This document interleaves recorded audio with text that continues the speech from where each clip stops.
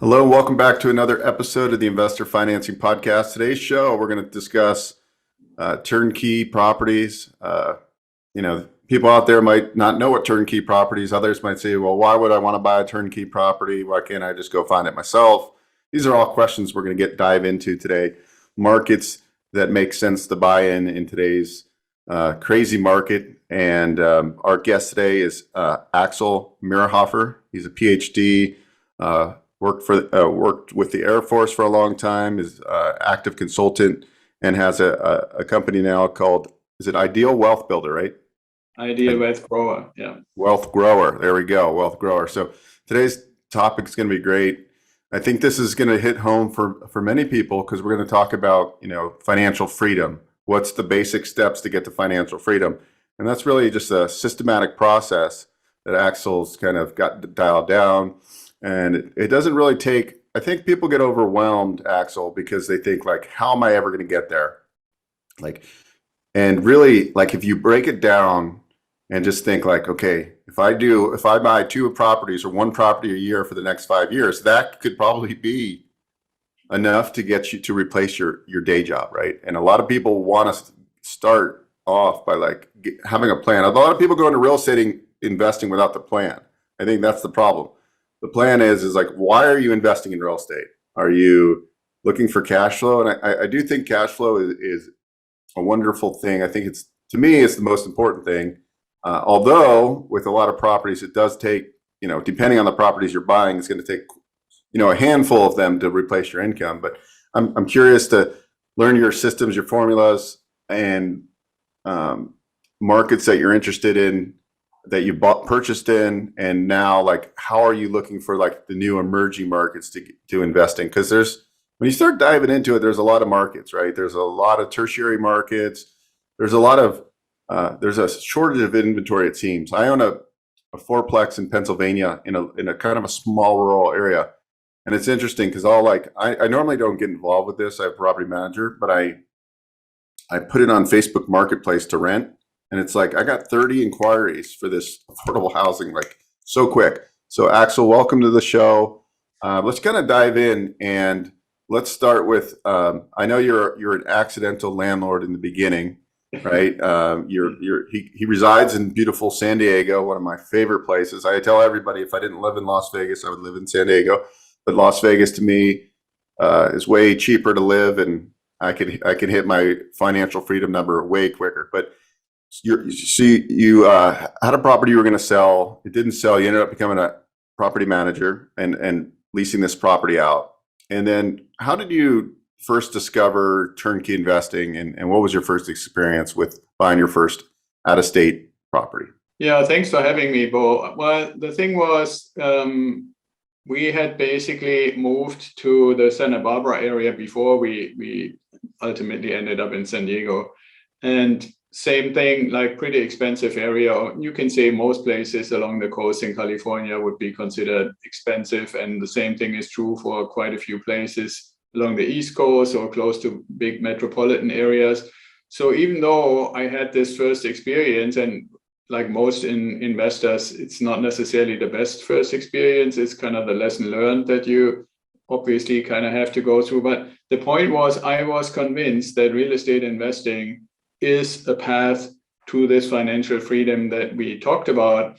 And I looked around and just put a few numbers. Now, admittedly, this is something like 15 years ago. But even then, when you said, okay, well, how much is a 3-bedroom, 2-bath house that I would want to invest in? At the time in California, it was something between $400,000 and $500,000. Knowing that you would have to put 20% down, I knew that would basically mean $80,000 to $100,000 out of pocket, which I just didn't have. So that triggered then the question, okay, well, if I don't have that, but I have 20 or 30,000, what can I do with it? And I started looking around, looking at the time, it wasn't so much podcasts, but there were YouTube channels, you could buy books and stuff. And one thing that kept popping up, and actually pretty soon after, I also joined Bigger Pockets, which is a real estate platform for your audience. If they're not familiar with it, I highly recommend it. And what I found is that there are such things like turnkey investing, and the preeminent kind of gold standard organization at the time was called Memphis Invest. And one of the founders, Chris Closier, had written a book, and I bought that book and read through it, and I thought, wow, that's really a cool concept. And my first inclination was I wanted to work with them.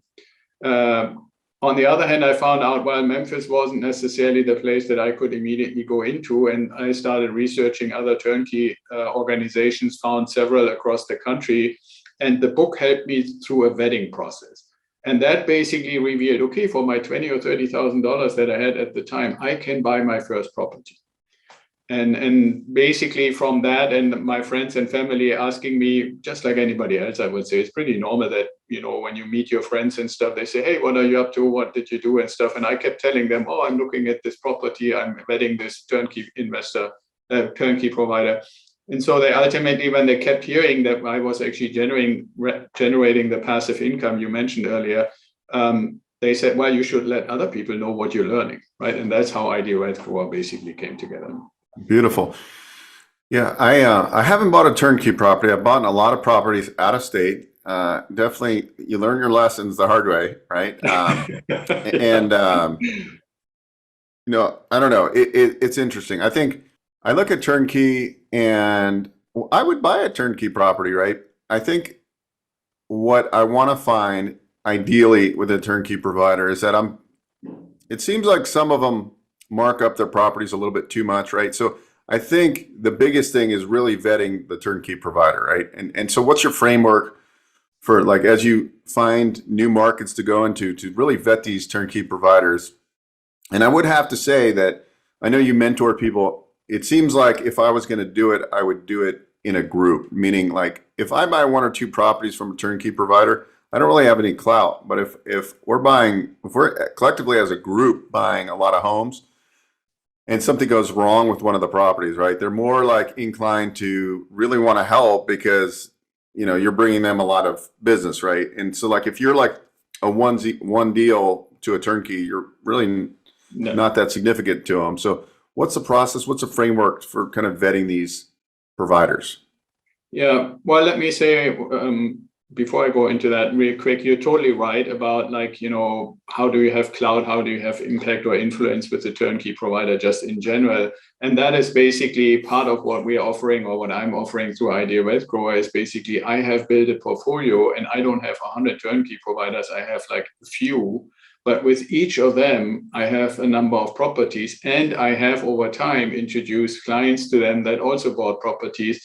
So they actually see us as a group. So anybody who joins us now, right, we have turnkey providers where, you know, we have 10 or more properties with one provider. So obviously, if anyone, and I call our kind of group the tribe, right, if anyone in the tribe kind of gets unhappy, we have way more influence than, like you just said, a single, you know, somebody approaches a turnkey provider and says, I want to buy a single property, and then maybe in 5 years or 2 years or 3 years, I buy another property with another provider. Now, to your question about the vetting, the first thing that I had to learn was that there is not really an accepted definition of a turnkey provider, other than maybe saying somebody has bought a rundown, or what I call the ugly duckling kind of property in some reasonably nice neighborhood, renovated it, and put it on the market to sell it. That's kind of like the one commonality that I found. Now, for the turnkey providers that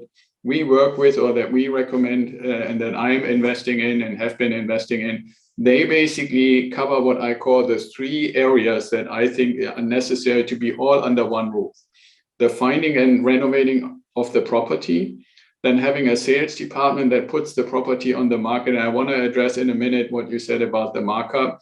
And the third important component, and they all 3 need to be in place to even be considered for us as an investment opportunity, is that they also manage the properties that they sell. And part of and really, I believe a very important reason is, if you just step back for a moment and you were to put yourself in, for years, there were all these flippers on TV and stuff, right? So you find a property, you renovate it, you flip it for a sales price, and you never have to do anything with it. That's what happens with a lot of providers as well as turnkey providers. And what happens to us as investors when we want it to be passive is, let's say we bought a property and a year later there is something wrong with the roof, right? Which shouldn't really be the case. Now, ideally, you would want to have a property that has a renovated or new roof, but let's just say for the sake of argument, the tenants say, hey, there's a leak in the roof.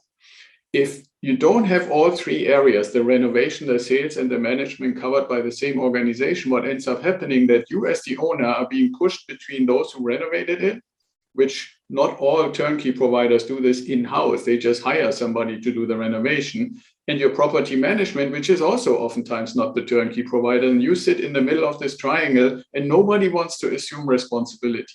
Versus a turnkey provider that has all three, they know who the people were who renovated it, especially if it's in-house, and they're also managing it. So obviously it starts out with the renovation already knowing if I renovate it and the team across the table every Monday in the team meeting is the one that manages these properties, while we're shooting ourselves in the foot if we do a shitty renovation, right? And then the same thing on the other side is those who actually manage the properties can give input in what is a tenant-ready renovation versus an owner-occupant renovation, right? Like most owner-occupants like to have carpets in the bedrooms. It's just nicer when you get out of bed barefoot and you walk on a carpet.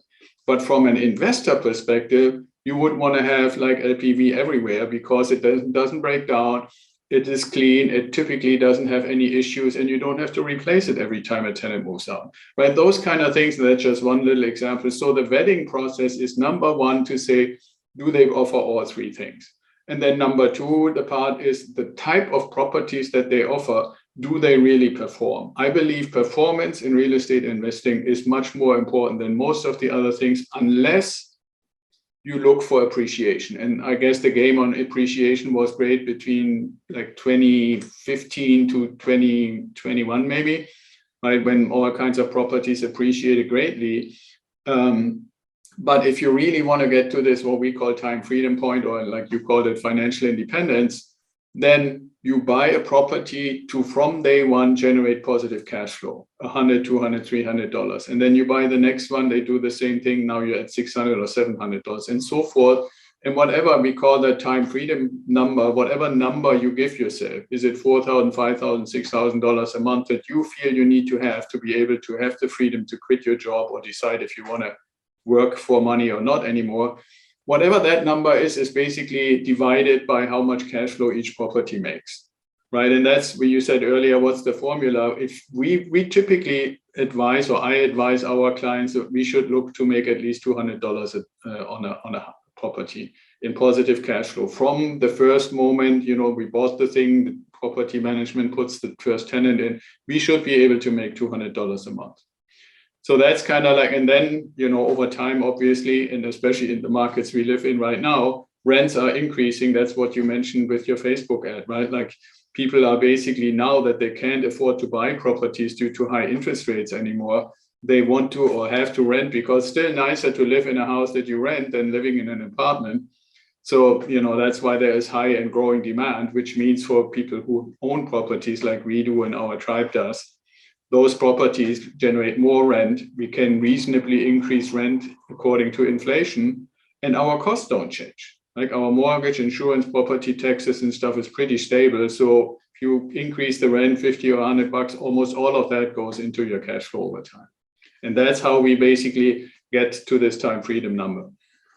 Right. I mean, the one thing is it's going to take a good amount of doors, to get to your, well, for me at least, like, what is the number you need to live comfortably? But again, you have to start somewhere, right? And over time, even in these Midwestern markets, you are getting appreciation and you're getting principal pay down. And so what's the strategy as you mentor people coming in? So, probably your ideal avatar that comes to you probably does pretty well financially, W-2, makes six figures, kind of frustrated because their 401k isn't doing anything for them. And they're like, I'm never going to be able to retire, right?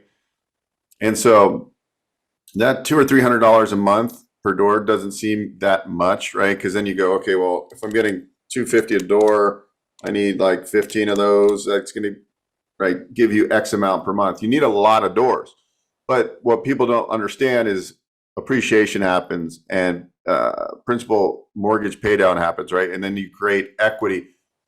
Are you instructing or telling these students of yours like, hey, don't spend this money, take this $300 per door, stack it for your next down payment, right? Because that's what you got to like almost put this away and do like a 10-year plan. Ideally this is if you're doing this type of investing, it's going to take a good 10 years, probably 5 years, depending on how much you have in reserves to hit your financial freedom number. But what are some ways that some of your students are really growing a little bit quicker? Well, there are a couple of aspects. One thing I mentioned already a little bit, and that is, the increase of rent per year, per door, per house is almost completely going into your pocket. So somebody once asked me, like, this is all great in theory, but does it really work in practice? And I said, okay, for you to believe that it works in practice, give me a number that I can work with to figure this out and show you. And he said, well, just imagine my time freedom number would be $10,000 a month. Right. And so I basically created an overview on how does this really look like. And we at the time, admittedly, that's a few years ago, so the number was a little higher than you can get right now with the high interest rates. But we said, okay, let's assume you make $300 per house. And you decide that you increase your rent $50 a month, which I think is a pretty conservative year over year. Every year you go to your tenant and say, we charge $50 more. Now you could do way more, but at the time, $50 seemed reasonable. How long would it take and how many property does it actually take? And if you do this calculation, you end up somewhere between 8 and 10 years and anywhere between 10 and 15 properties. So the thing that you would do is you would buy one per year. And as you have, like in year 6, you have 6 properties and you have now 6 times increased your rent by $50. That first property is now $600 a month, right? And so forth. And so you end up somewhere between 8, and I can share, if you like, I can share that spreadsheet. It's a pretty simple calculation. Yeah, no, I was just thinking that. I was thinking that's cool because I think we all need a plan.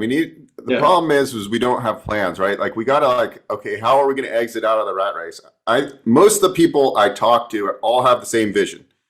Some of them do it differently, but we all wanna be able to wake up and know, hey, our monthly expenses are all covered, and I can do what I wanna do. And so this is actually it goes I'm happy to do that, but see, it goes further than that, because ultimately people then have the reasonable argument to say, well, can I really buy a property every year, right? Well, so one thing that we do in combination that is maybe a little unusual compared to other people who do what we do, or guests that you might have, is we answer the question, what do you do with the cash flow?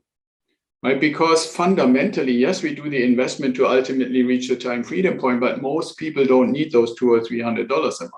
So what we do is basically we do what's called fractional real estate investing on a platform called Lofty. And what you can do there is you basically buy a property together with other people, and the property is owned by an LLC, and the other people, you and the other people together, have basically shares that make up 100% of the value of the property. The beauty of that is you get your rent payment, because these properties are just the same like you and I would invest in if we own it outright. You get your rent payment every day, which also means it's at least for me, the first platform that we have found where you really have liquidity in real estate, and you don't need to do syndications and be accredited or any of that kind of stuff. So yes, admittedly, if you only spend like $200 or $300, your rent per day is like 1 cent or 5 cents or stuff like that. But if you keep doing it on a regular basis, it keeps increasing. The point is, so you now have the same returns like you would have in the outright real estate. You get the same depreciation percentage proportionally like you would have in the outright thing. And so if you imagine you have 2, 3, 4, 5 properties and your cash flow is now increasing, you buy more of these fractional ownership, what's called tokens or shares. And that goes on top of whatever you can put aside. And we follow the principle of like the richest man in Babylon and advise everybody to put 10% of anything that comes in aside in the same place. So now you have $300 or $600 or $1,000 a month going into it, plus whatever the 10% equals to. So it becomes really realistic to buy one property a year, and then as you get in a little further, even 2 or maybe 3 properties a year. And so this notion of how do I ever get to 10 or 15, initially it looks like almost unimaginable, but when you really do the math, it becomes pretty obvious. And one beautiful additional aspect that you touched on with the appreciation, however much it might be, you can ultimately use the down payment that the tenants do to your mortgage plus the appreciation of the property to get something called a home equity line of credit, right? Basically, if your property cost 150 or 200,000 originally, you put 20% in, and now over the years, your tenants paid it down to some and it increased in value to some. Let's say you have $50,000 equity in it. You can typically get 80% out of that, which is basically $40,000, which is enough to buy another property, right? So as a down payment, and the rest comes from the bank, even with today's interest rates. So these are mechanisms to increase the number of properties without necessarily having to change your behavior in putting 10% away, parking and accumulating the cash flow, and accelerating the time in between purchases so that your portfolio can grow faster and faster. Yeah, I think that it's really kind of like the compound effect, right? And yeah, exactly. I just, at the end of the year, I did a drill and I just said, okay, what am I paying for that I'm not using? And I saved like $890 a month. And I'm like, okay, take the 890, and I'm on a platform where I'm investing in mortgages, and you can do like, as little as $10 in each of these. They're like for fix and flippers, right? And right. So I spread that out, right? So your money, you got to start thinking about these kind of things, like what can you cut, and then put that into your I'm going to buy real estate fund, right? And then every year or two, you're buying real estate, and you let's face it, the first house I bought, Axel, when I was like 22 years old, it was in Northern California, San Ramon.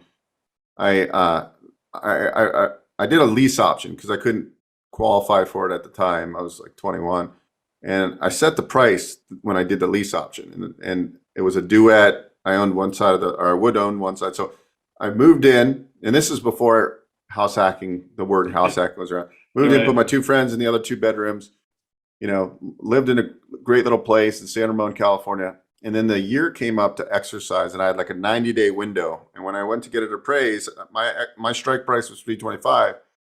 It appraised at $375. I was able to buy it, and I held it, and then I ended up moving, and I sold it to my brother. But I look at that house now that I'm 45, so a long time ago. But I look at that house now, that house is worth 1.2 or 1.3 million, right? Like, what if I would have held that? So over time, real estate's the most powerful tool out there that you can get into. And it's for anybody can do it, right? Anybody can do it. Yeah, absolutely. Well, and actually, I mean, there are 2 components. One, I want to say brilliant description, and what it also shows, and what I'm always preaching to our tribal members and customers, is we buy these properties not because we want to make a profit on the sale. We want to keep them basically forever. We want to basically hand them over to our kids and their kids and so forth, which is also when people ask me right now, with the changes in interest rates and stuff like that, how do we pivot and adjust to that? And my reaction is, well, we basically buy build-to-rent properties now instead of renovated properties, but the principle remains the same. The only difference is the build-to-rents, you don't have to be worried that in 20 or 30 years they need a full renovation again because they're new right now. But I think that's really an important point, like you were saying. And people sometimes underestimate, when we say, okay, 6-figure income, that means if you do the richest man of Babylon thing, you're speaking between $800 and $1,000 a month, right? Or you could say it's something like $12,000 a year. Well, if you have a little bit extra from your cash flow from even just your first property, let's say it's $250, right? You do that, that's basically another $3,000. You already have enough for the next property, right? Because sometimes people don't really see, how do I get to 15, 20, 25,000 to buy the next property? And we are buying right now build-to-rent properties for about $165,000 in Memphis, brand new. They're not fancy, they're not massive or anything like that, but people can rent them for $1,300, $1,400, right? And that makes the cash flow, like I mentioned earlier, and it's brand new, and that works. And you can do this like cookie cutter. Yeah, and let somebody else. A lot of people get into like the short-term rental space and stuff, but that's more of a job, right? This is like turnkey investing is really pretty passive, right? Because you're gonna have management in place. You're buying something that's renovated. You shouldn't have too many maintenance calls, although there are occasional maintenance calls no matter what. But long-term investing is really more of the most passive way to go. And a lot of Right, people, and I mean, you're putting stuff, money aside as a reserve for the maintenance anyway, so it's not really out of pocket. It's just coming out of your reserve if it comes out at all, right? So we putting our reserve funds in the same platform, so they do between 8 and 10% cash on cash return. So they just, if you don't need them, they grow. If you need them, you use them. so what's kind of your buy box criteria for yourself and your students? So like you're buying these turnkey, they're 165, so they're probably you try to get somewhere around 15 to 1700 a month in rent type of thing, or 1400 a month, or Yeah, about 1300. 1,400 right now is, I mean, it's been increasing, but and it depends a little bit on the market. In Memphis is kind of like a rental town, I would call it, right? Like there's a lot of people renting rather than owning. So it's a modest new build house. You can rent it for or lease it out for 1,400. We have other deals similar build to rent that are in Florida where the house costs 300,000 and you can rent it for 2,600, right? And this is like right now, and obviously a brand new house, you can expect it to increase. So if you convert that percentage wise, you end up in like between 0.8 and 0.9. And it used to be when we first started, or when I first started, that we were always looking to get the 1% rule, meaning like you buy something for 150,000 and you get 1,500 rent, or that ratio. That's gotten a little tricky because not because of the rents, but because of the purchase prices have just increased faster than the rents. But the rents are catching up, so I think 1% will be possible again in a few years. But right now we're okay with 0.8, 0.9 sometimes. I just recently had a property, 90,000 in Dayton for like $890 rent already rented. So it's still possible, but it's pretty rare. The point is, if you, like you were just saying, Beau, people sometimes, and I think it has to do with social media and the media in general, having conditioned us to this short-term perspective on almost everything, right? Whether it's the news that is only news for like a 24-hour cycle, or any kind of thing, the stock market, anything is only 90-day cycle, as if companies really change that much in 90 days, and on and on and on. So when you and I say, well, you have to look at the longer term, you have to look over years or maybe a decade, and people are a little hesitant to go into this, I always use the argument to say, okay, imagine you are 40 years right now and I say you can retire at 50. Is that desirable? You're 35, you can retire at 46. Is that desirable? Right, that puts it in perspective. But when you constantly get inundated that everything is kind of like immediate and short term and nothing longer than a year, then it takes some work, and I'm happy to do that work to make people understand that the long term is, when you look at all the people that are successful and what do they do in investing, almost everybody will say, well, a significant portion of my investments is in real estate. How long have you been doing it? 10 years, 15 years, 20 years, and so forth, right? And so if you're willing to say, okay, where can I get to the point where I can literally step out of the rat race, like you said, in 8 to 10 or maybe 12 years at the furthest out, and you look at what your age is right now, to anybody who is listening to us, I would say make that calculation and then ask yourself if that's a desirable age to say, hey, I don't have to do it anymore. My money comes in no matter what I do, and it actually keeps increasing in value while my tenants are paying down the mortgages. Yeah, that's a beautiful thing. I look back, I've always been in real estate as a business and career, as a residential mortgage broker. Now I do all I do is investor financing and business loans. And I also own a portfolio of real estate, and I don't flip anymore, but I did a lot of flipping when I lived in Northern California. But if I look back, Axel, and this is like what I want to help people with, and it sounds like you're doing the same kind of thing, is that like, if I look back and I could tell Beau myself, like when I was 22, 23, 24, like the knowledge I have now and all the mistakes I made, because I made money, I owned all these houses, I flipped some, but when you flip a house, the money's gone and you get taxed, right? And it's like, those properties, if I would have just held just like 25% of the houses that I flipped, I would have been so much further down the road. And so, and then it comes down to like, even in school, they don't teach us like, hey, like, let's think about everything as a profit center, like to get you at 30 years old. I'm fortunate because I have a lot of very successful friends. I have friends that are 34 years old bringing in, or that are retired at 34 years old from real estate, right? I mean, those are the high achievers, right? But it's available to anybody. And it's like, but I didn't understand this stuff when I was younger. I made all the mistakes in the book. Luckily, I'm still pretty young, 45. But really, like now, why I have a podcast is like, hey, I want to help people. Like whether you want to buy a business or whatever, you got to start thinking like as an entrepreneur. You got to start thinking about the dollars you spend. You know, you got to enjoy yourself. If you want to go buy a mocha and spend $5 or $6. Totally. But just think about, you know, what if you got a machine at your house and now it costs you $0.25 to make, and you took that $5 times 30 times or 30 days, right? And you just started putting that into something that paid you, right? Like let's get the mindset that these, like, that's why I like when you brought up Lofty, how you're supercharging, like how do we supercharge everything so we can get our plan? And I like the fact that you're taking these people from day one and saying, hey, let's have a 10-year vision. This is what, if you want this number, this is what you have to do. And hopefully we get you there in 5 years, but it's probably based on being conservative, it's going to take you 10 years.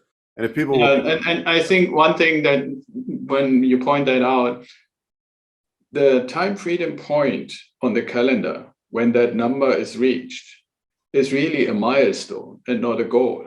Because if you think about it, let's say that we're 10 years in the future and your number were $6,000 or $7,000. You and I and everybody listening to us now understands we would not just keep the rent the same. The tenants would still pay. The properties we just bought a year or 2 or 3 ago are still on their 30-year mortgages and are still being paid off. And like my example said, right, like let's say you have 10 properties and this year, 2023, is your time freedom year. And you decide to increase rents because you're such a nice guy by only $50 on your 10 properties. Well, your 6,000 or 7,000 is now suddenly 6,500 or 7,500. Next year, it's 7,000 or 8,000 and so forth and so forth. So that's why I also like to look at this arc of legacy where you're saying, yeah, you reach your time freedom point to really say, okay, I don't have to do the rat race or I don't want to do the work job anymore. But it's not that it's stagnating from then on. It just gets better. Your properties, one after the next, get paid off if you wanted to.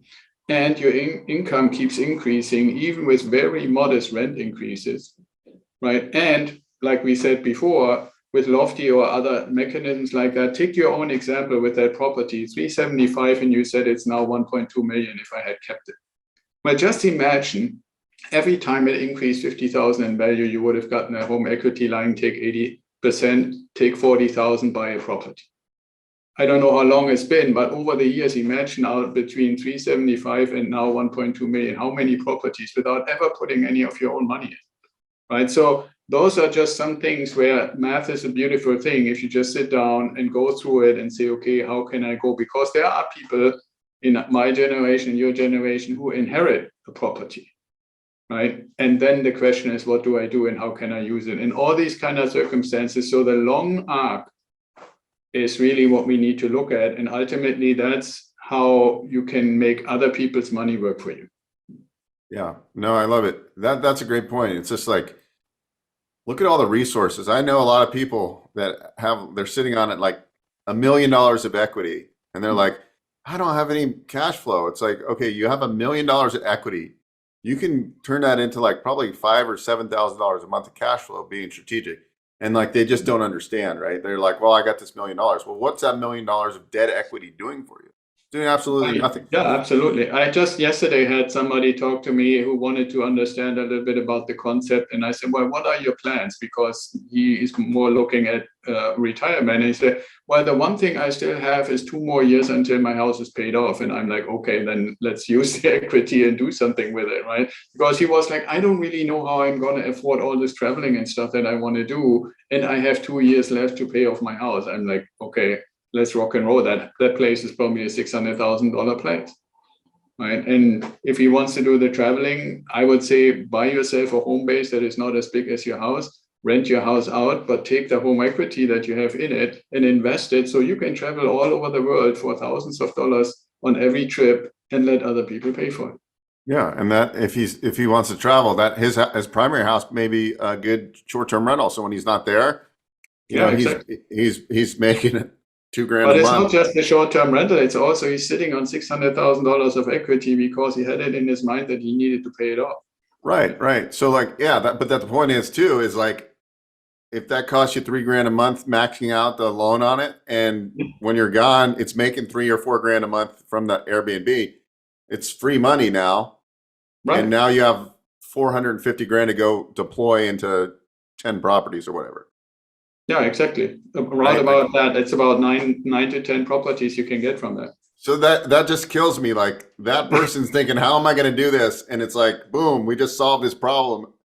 Yeah. And that's really a cool thing, because I do it in the financing world, right? People call me and they're like, hey, I'm looking to buy this, or looking to do this. Okay, well, how can I structure the debt to make it make sense, right? And like, so that's what I do on my side, is financials. Yeah, and sometimes, people sometimes accuse me to be a little bit direct, but I literally said to him, how would you like to be an equity millionaire? He's like, how am I ever? I said, well, you buy 9 properties, 40,000 down, 450,000. So that's 540,000. You have 9 properties that you buy. And even if they are relatively modest properties, let's say 200,000 each, then that's 1.8 million plus your $600,000 house, you're 2.5 million, you're easily a millionaire. And he like, really? But we don't typically, we forget that, we own the whole thing, even if the bank gives us 80% and we only put in 20%, and that's also, I always want to make your audience and everybody, I'm sure you're preaching this all the time too. If the property increases, like a $200,000 property, you put like 20, so basically 40,000 in of your own money. That thing increases 5% a year, which I think is not outrageous, right? That's $10,000, but on your 40,000, that's 25%, just right there, right? And that I use this mainly when people say, well, but the stock market was so much more successful, at least in the past. Well, most of the time, it's not 25% a year. Yeah. Do you have this? I'm just curiosity, because I have a real estate investor club. We do virtual meetups, but it'd be cool to walk people through on a PowerPoint, like these, strategies, people see it. I think that'd be really cool to do. Yeah, absolutely. Yeah. If you ever want to do it, I'm happy to come on and show them how we actually do our calculations. And like I said, the spreadsheet for somebody who says, I want to get 10,000, not because they need it, but just because it's a nice number. And you can see exactly how that works with just $50 a month increase year over year. Yeah, that's awesome. You're listening to the Investor Financing Podcast. We'll be right back after this break. Hi, this is Beau Axel, host of the Investor Financing Podcast. I appreciate you checking out our channel. On this podcast, we talk about real estate, investing, financing, business lending, and acquiring and expanding your business. I'm sure you will find some videos here that will help you build your business empire. There's a lot to see. Take your time and make sure you comment, like, and subscribe. Thanks again. What markets are you in right now? And then what markets are you looking at right now? You don't have to give us all your secrets, just kind of in general. Oh, no, it's not a secret. One market that I started out in before we ever started Ideal Wealth Grower was in what I call west of Chicago. It's also called the Quad Cities area. I still have 4 properties there. Then we are pretty significantly invested in the Ohio, state of Ohio, like Dayton, Cincinnati, Cleveland area. And now, like I mentioned, for my current investments and also what our tribal members and new customers do is Memphis and Florida. Cool. Yeah. That's basically the 4 markets. And that's also one thing. That doesn't mean those are the only 4 markets or those are the only markets that work or anything. It's just familiarity, right? I believe, like same we mentioned at the beginning of the show, that we need to vet the turnkey providers. The same thing is true for the markets, right? Like why I'm saying Memphis is a rental community has nothing to do with good or bad. It's just certain areas are known to be more prone to have a large percentage of the population renting. And it's normal for everybody. And everybody understands what a reasonable rent for a reasonable house is, right? And so, instead of a place where everybody owns and tiny percentage rents, you constantly under this pressure of people wanting to leave because they want to own. Right. So those kind of things, and studying that and what is reasonable and what can you do in a certain market and what kind of property, that's ultimately what we do. And when somebody comes to us and says, okay, I like real estate investing, I like the idea of this passive income stream and time freedom point, but how do I get going? We have those conversations first to build the understanding of what we want to accomplish and then step by step work into it. Very good. You have a podcast. Can you tell everybody where they can find you and listen to you and book a call if they're interested in learning more about? Yeah, absolutely. The podcast is called The Ideal Investor Show, and you can find it on Spotify and Apple and all these common places where you can find podcasts. And we also have a YouTube channel under the same name. As far as getting a call arranged, you go to idealwealthgrower.com. And like 30-40 seconds in, it pops up and says schedule a call. So you can just click the button, or if somebody wants to connect directly to me, it's axel@idealwealthgrower.com. Very good. Well, thank you so much for your time, everybody out there. I hope this gave you some perspective of just setting a vision of what you're going to accomplish. And if you're out there right now and you're 23 years old, and wouldn't that be cool by the time you're 33, 34, 35? To already be financially free and never have to work a W-2 job again. I mean, that's my passion, is like people that hear that and say, hey, I want to do that. Or it could be this person who's getting ready to retire, has $500,000 or $600,000 of equity, but is stuck because they don't understand the principles of using that debt equity and multiplying it into becoming a millionaire. So anyways, good. That was an awesome point to point out, Axel, by the way, because there's a lot of people out there that are like, hey, I'm stuck. Well, not really. You're sitting on $1 million equity between the two properties you have. You need to put that money to work. Right. And that's like, I think there's a lot of those type of people that are stuck. They're like, I can't retire. They make good money. They pay a lot in taxes. They're W-2. They have no write-offs. Those people, you guys could do this, and you could do it in 5 years, not 10. So absolutely. So thanks, Axel. Appreciate it. And thanks everybody for tuning in. Yeah, thanks, Beau. Hey guys, Beau Axel here. If you enjoyed what you saw, please subscribe to this channel. We talk all things financing. I've been in the lending industry for over 20 years, and I'm happy to answer your questions and provide great content.